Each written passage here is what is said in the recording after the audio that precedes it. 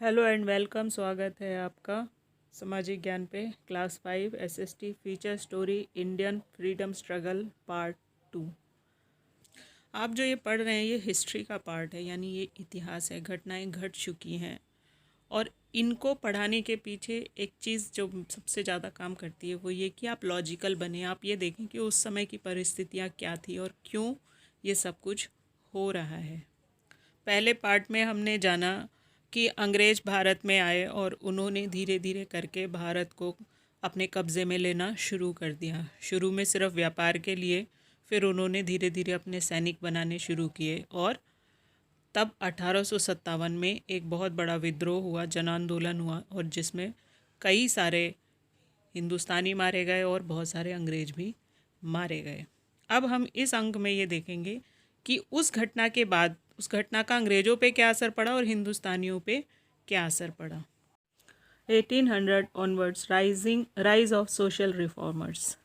There was a rise of new leadership among the Indian as many educated individuals begin to question the British Raj. It marked the beginning of India's struggle for freedom. Leaders Raja Ram Mohan Roy, Swami Vivekanand, Dayanand Saraswati, Syed Ahmad Khan and so on. 1857 के बाद में नई leadership I. जब पढ़ाई करने लगे लोग, English पढ़े, तो उन्हें ये समझ आया कि कहाँ पे क्या खामी है, और उन्होंने ब्रिटिश राज से क्वेश्चन करना शुरू कर दिया, प्रश्न पूछना शुरू कर दिया। इससे एक नया स्ट्रगल स्टार्ट हुआ, एक फ्रीडम स्ट्रगल दूसरी प्रकार का यहाँ स्टार्ट हुआ, जो सोशल रिफॉर्म्स के साथ साथ में अलग अलग कैटेगरीज अब क्या हुई, बट गई। जैसे राजा राम मोहन रॉय हैं, स्वामी विवेकानंद, दयानंद सरस्वती, सैयद अहमद खान, और इसी तरह अनेकों ऐसे लीडर्स थे जिन्होंने समाज के सुधार के लिए अलग अलग लेवल पे काम किया।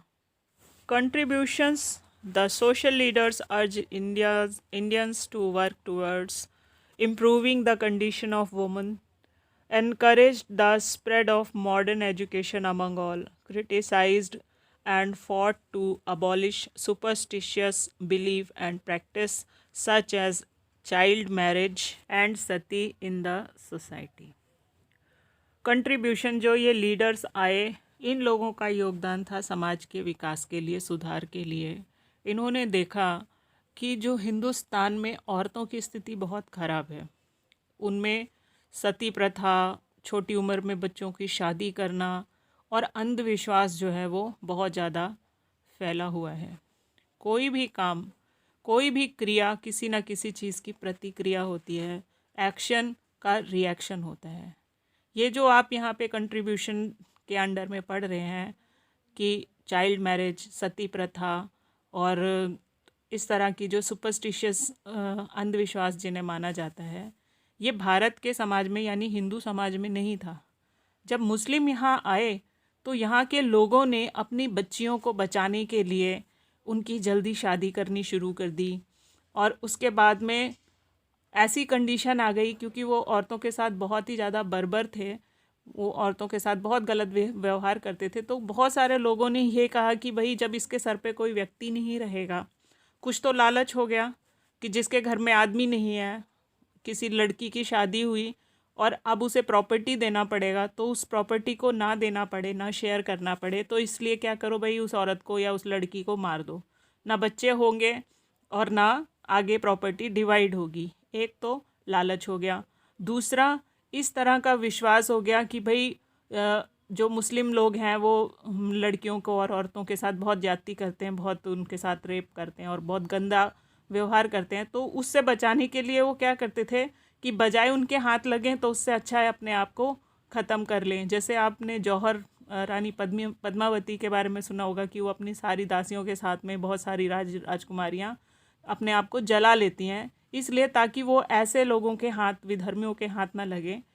वो एक अपनी कमिटमेंट है उनकी, जिसको बचाने के लिए उन्होंने ये रास्ता चुना। दूसरी चीज़, अब सुपरस्टिशियस की बात जहाँ तक आई, सुपरस्टिशियस क्या होता है? अंधविश्वास। जब लोग पढ़े लिखे नहीं होते या वो कल्चर जो आपका बेसिक होता है उस कल्चर को ख़त्म कर दिया जाता है, तो लोग जो दूसरे बताते हैं वो अच्छा बताएं या बुरा बताएं, लोगों का रुझान उधर को हो जाता है, बस किसी तरह हम बच जाएं, बस किसी तरह हमारा जीवन बच जाए। इस तरह की माइंडसेट जब आती है तो लोगों के पास में आधा अधूरा ज्ञान लोग बरगला देते हैं। वो कह देते हैं अरे अगर तुम इसकी बलि दे दोगे तो तुम्हारा ये काम हो जाएगा, और जिसके पास शक्ति होती है वो उस शक्ति का दुरुपयोग करता है, और जो कमज़ोर लोग होते हैं वो उसका शिकार होते हैं। और औरतें और बच्चे हमेशा से सॉफ्ट टारगेट रहे हैं किसी के भी लिए हो। 1885 formation of Indian National Congress. The Indian National Congress INC was formed the unite Indian politically leaders. The INC was set up by Alan Actavian Hume, a retired English official. Other leaders were Dadabhai Naoroji, Surendranath Banerjee, and so on. Aims of the INC. The early national leaders aimed to fight for freedom step by step, asked for greater participation of Indians in administration and politics, argue for the inclusion of Indians in legislative assembly and councils, demanded more freedom of speech and expression so that people opinion could be freely informed through publication in newspaper and magazine. Result: the British never took these demands seriously. Indian national Congress की स्थापना A.O. Hume ने की थी, जो एक English retire officer थे। उसके साथ दादा भाई नौरोजी, सुरेंद्रनाथ बैनर्जी और इसी तरह और भी बहुत सारे लोग थे। इंडियन नेशनल कांग्रेस का एम था कि वो फ्रीडम के लिए, भारत की फ्रीडम के लिए स्टेप बाय स्टेप आगे बढ़ेंगे। Greater participation in Indian administration and policy, politics में ज़्यादा से ज़्यादा और एडमिनिस्ट्रेशन में ज़्यादा से ज़्यादा पार्टिसिपेशन यानी सहभागिता की बात करेंगे। Argued for inclusion of Indian in legislative assembly, legislative assembly यानी विधानसभा जो भारत की है और काउंसिल जो है विधान परिषद, उसके अंदर भारतीयों को भागीदारी मिलेगी। Demanded for more speech, freedom of speech and expression, ज़्यादा बोलने और अपने भावों को प्रकट करने के लिए उनको ज़्यादा आज़ादी मिलेगी। Public opinion could be freely informed, लोगों को बताया जाएगा यानी जनता क्या सोचती है इस बारे में बताया जाएगा। Publication in newspaper and magazine, उसके लिए न्यूज़पेपर और मैगज़ीन छपेंगी जिसमें ये सारी बातें, सारी भावनाएं बताई जाएंगी। The British never took these demand seriously, और ब्रिटिशर्स ने कभी इस डिमांड को सीरियसली नहीं लिया। अब यहाँ एक चीज़ आपके दिमाग में आनी चाहिए कि अंग्रेज इतने अच्छे थे। देखो ये कितना भला आदमी था A.O. ह्यूम जो था, कि इसने अपनी ही सरकार को उठा फेंकने के लिए एक संगठन का गठन कर दिया। कांग्रेस जो 1885 में बनी थी वो तब भी वही काम कर रही थी जो आज कर रही है।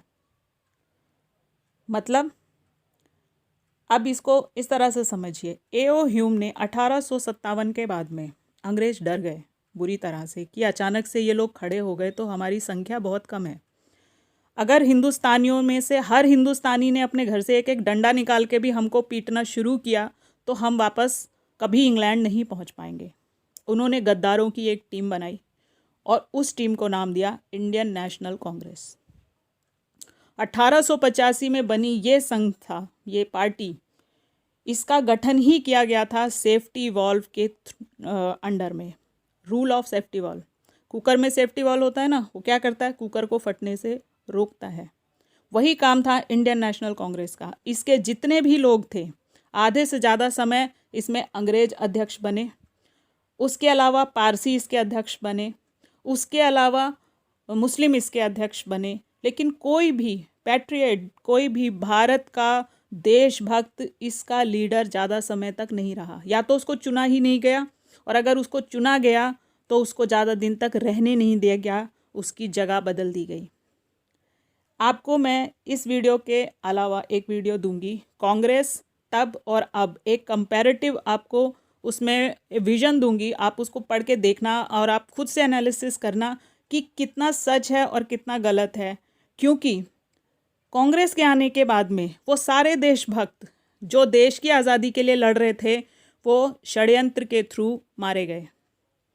वो सब लोग जो किसी उम्मीद से नेहरू गांधी के पास गए और बहुत सारे ऐसे लीडर्स के पास गए जिन्होंने इस बात का आश्वासन दिया या इस बात का ढोंग किया कि वो आज़ादी की लड़ाई लड़ रहे हैं, वो सारे के सारे गुमनाम मौत मरे।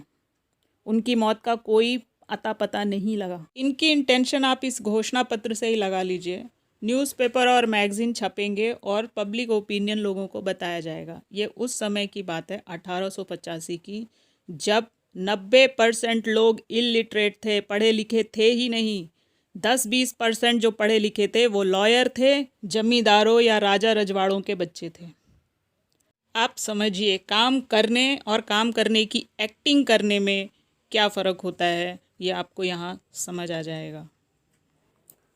1857 revolt of 1857. After 100 years of Battle of Plassey, the Indian people rose revolt against the British rule in 1857. This revolt is known as the Revolt of 1857 and is also called by some historians as the first war of Indian independence. Leaders of revolt Mangal Pandey, Rani Lakshmibai, Nana Saheb, Tantia Tope, Kunwar Singh, Begum Hazrat Mahal and Emperor Bahadur Shah Zafar. Result: the revolt was mercilessly suppressed by the British. 1757 में battle of Palasi हुई, जिसके exactly 100 years के बाद में 1857 में बहुत सारे जो राज्य थे, मंगल पांडे, रानी लक्ष्मीबाई, नाना साहब, इस तरह के सारे बहुत सारे लोगों ने मिलकर एक मोर्चा खोला जिसे कहा गया first war of Indian independence. Historians as first war of independence. उन्होंने कहा इस रिवोल्ट को, इस विद्रोह को पहला आज़ादी के लिए लड़ाई का ही भारतीयों की।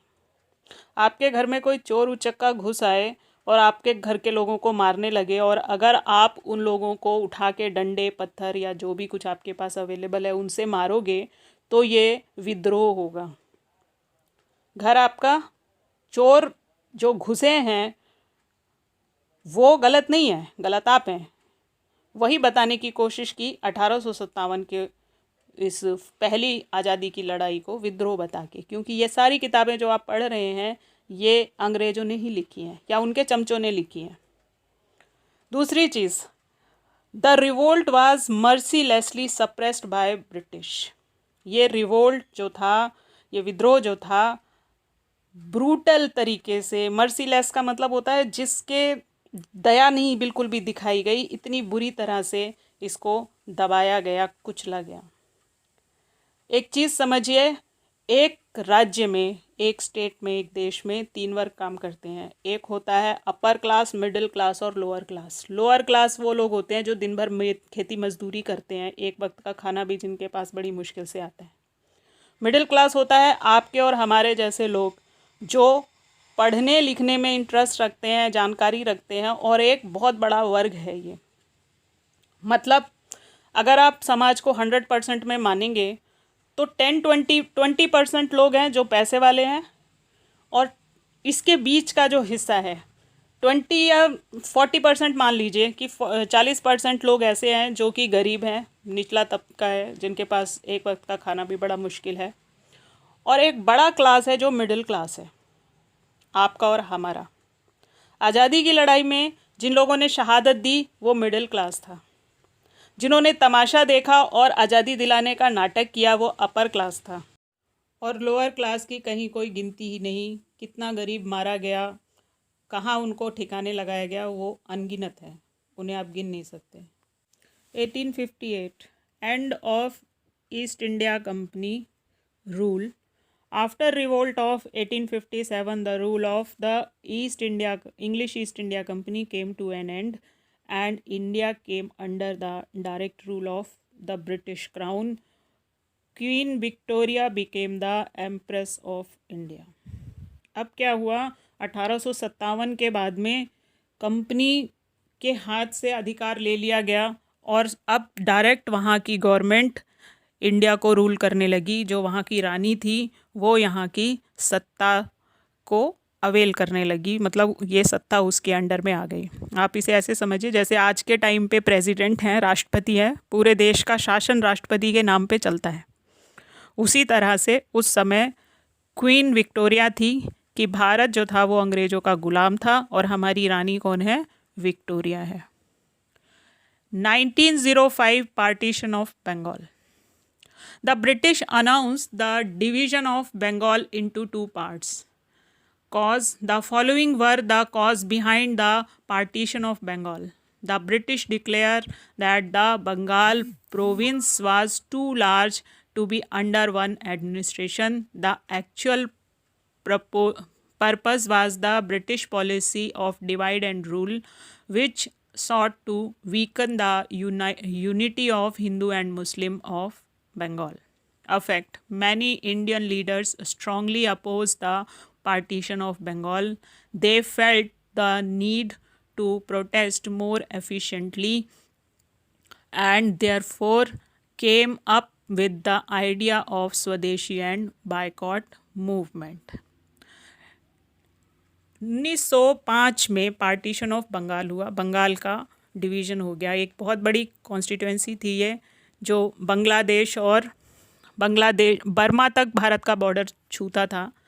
तो इसको दो हिस्सों में बांट दिया, पूर्वी बंगाल और पश्चिमी Bengal, west Bengal and east Bengal.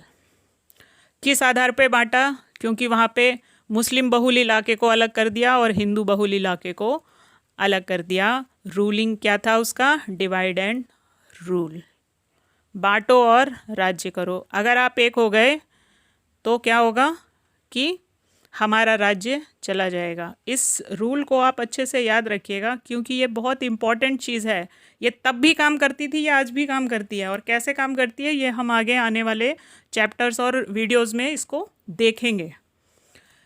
इसका इफेक्ट क्या हुआ? बहुत सारे लीडर्स ने इसको पार्टीशन को अपोज किया।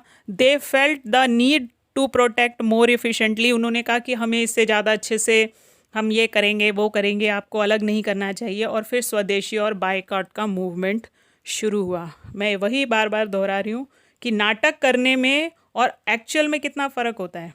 जब बंगाल तब डिवाइड हुआ था तो पार्टीशन 1905 में हुआ था, तो 1947 में ये एक कर लेते, जोड़ लेते, क्यों नहीं जोड़ा? 1905 से 8, 1905 to 8 Swadeshi and boycott movement. The Swadeshi and boycott movement continued for 3 years. Swadeshi, the movement encouraged the use of goods manufactured by Indians. Boycott, the following were the 3 aspects of the movement. National leaders appealed to Indians to boycott or stop using goods made in England and other part of Europe. They encouraged people to give up British jobs, titles and not go to British school and colleges. British goods were publicly burned and Vande Mataram became the strong song of unite people against the partition. Result: many textile mills, handlooms units and matchbox factories were open in Bengal to produce goods to meet the needs of Indian people. 1905 से 8 तक स्वदेशी और boycott movement चला। स्वदेशी का मतलब अपने घर में बनी हुई चीज़ें इस्तेमाल करें, जैसे अभी मोदी जी कर रहे हैं, लोकल को वोकल करने वाला सेम चीज़ है। बायकॉट मूवमेंट कि हम विदेशी चीज़ों को इस्तेमाल नहीं करेंगे, तो हम उनका इस्तेमाल छोड़ दिया गया। 3 साल तक ये मूवमेंट चला। इस मूवमेंट की वजह से घर के अंदर लोगों को प्रमोट किया गया कि वो इंडियंस जो हैं वो अपनी मैन्युफैक्चरिंग खुद करें, जैसे अपना सूत काटें, चरखा काटें, सूत और खादी को प्रमोट किया कि अपने लिए कपड़े खुद ही बना लो। और 3 एस्पेक्ट इसके निकले। नेशनल लीडर्स ने लोगों से अपील की कि उनकी चीज़ें इस्तेमाल मत करो, उनको टैक्स मत दो, उनकी जॉब्स जो आपने ब्रिटिश जॉब्स कर रखी हैं उनको छोड़ दो, और उनके स्कूल्स में जाना बंद कर दो और कॉलेज में जाना बंद कर दो, छोड़ दो। 1905 905 beginning of armed revolution by Indians. After the British efforts to partition Bengal, many revolutionary groups were formed in different parts of the country. Members of these groups took arms to fight against the British, and many willingly sacrificed their lives to gain independence. Important revolutionaries Khudiram Bose, Aurobindo Ghosh, Prafulla Chaki and Jatindra Das Mukherjee Bagha Jatin. ये जो photo आप देख रहे हैं इसमें, ये बाघा जतिन की है।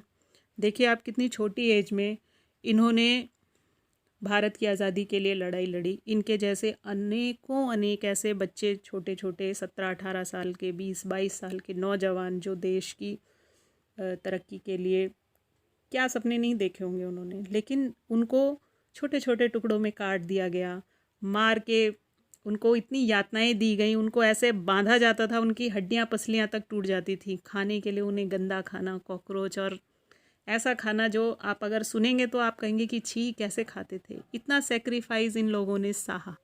और अगर ये यहाँ पे हैं, आप इनका नाम पढ़ पा रहे हो, तो ये समझ लीजिए कि ये वो नाम है जिन्हें गद्दार मिटा नहीं पाए, इसलिए ये आप तक आए हैं, नहीं तो ये भी XYZ होते हैं। 1951 annulment of partition of Bengal. As a result of mass protest by Indians, the British Indian government announced the annulment of partition of Bengal. In this year, the seat of central government was also shifted from Calcutta, now Calcutta, to Delhi. 1911 में ये बंग भंग यानी बंगाल भंग का जो partition का जो idea था, इसको वापस ले लिया गया। और इससे पहले जो अंग्रेज़ों की राजधानी थी वो कलकत्ता हुआ करती थी, फिर उन्होंने वो जगह बदल के दिल्ली को अपनी राजधानी बना लिया। 1915 to 16 foundation of home rule league. Indian national leaders supported the British during World War I. They hoped that the Raj would accept their demand for self-government.